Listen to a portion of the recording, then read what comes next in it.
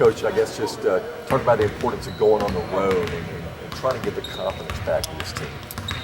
Yeah, the confidence part's it's a fine line. I don't think confidence is down right now. We play hard, played a good game. We didn't make a couple shots in the UTEP game, but going on the road right now is important to play with a high level of confidence and keep the same intensity we had this past weekend, but play a little bit more effectively.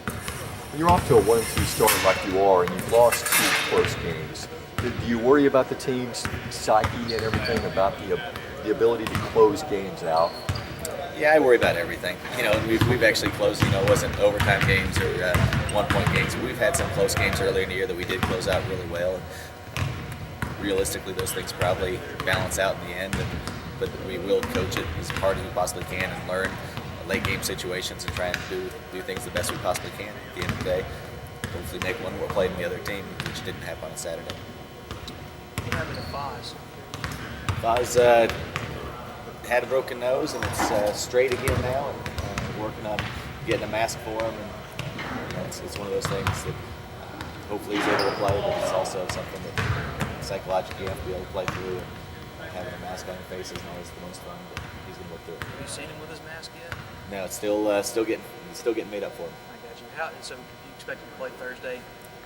Yeah, I mean, at this point, I would say it's a game time decision just because I haven't seen him practice yet. I haven't seen how he's responded yet, but I think he will be cleared to play, and then it's a question of will he be effective.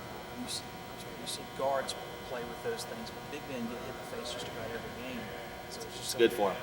No, it's it is, and it's just one of those precautions that when you have that broken nose, try and keep it from breaking again. And so that'll be a day-by-day kind of thing to see once we get the mask in, how we put it on, and see how it feels, and go from there.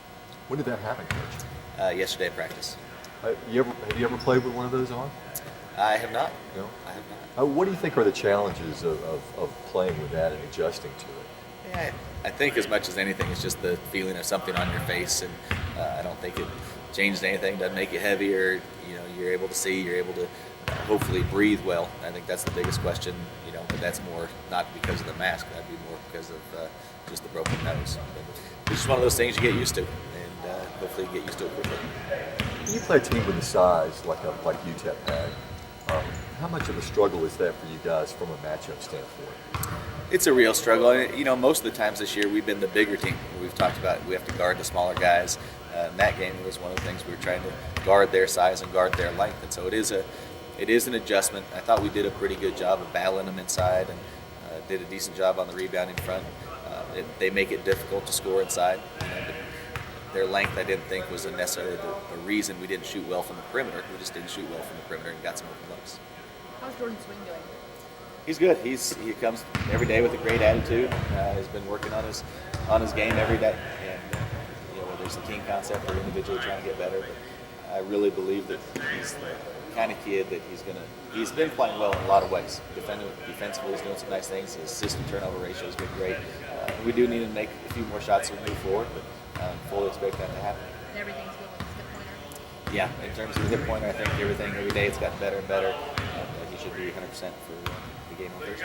What about the overall health of your team, aside from the nose and that? The nose and the hip pointer, I think the health of the team is good right now. Practices have been good and spirited, but I also feel like the guys are getting their legs back and fresh legs for the games as well.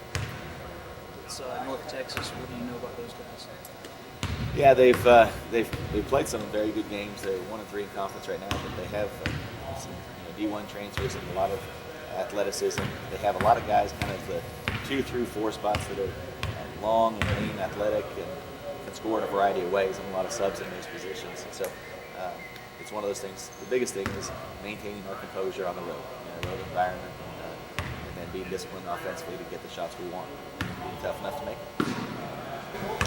Chad, you guys had a couple close, tough losses in the last minute. What do you think you learned about your team so far in these first 3-4 games? I learned that we fight through adversity. We never give up. We fight the games. So we just got to figure out to win those close games and stick it out. Haase broke his nose. Was that an ugly sight? Yeah, that was terrible yesterday, but I think he'll be good enough to play next game. You seen him in a mask yet? No, I haven't seen him yet.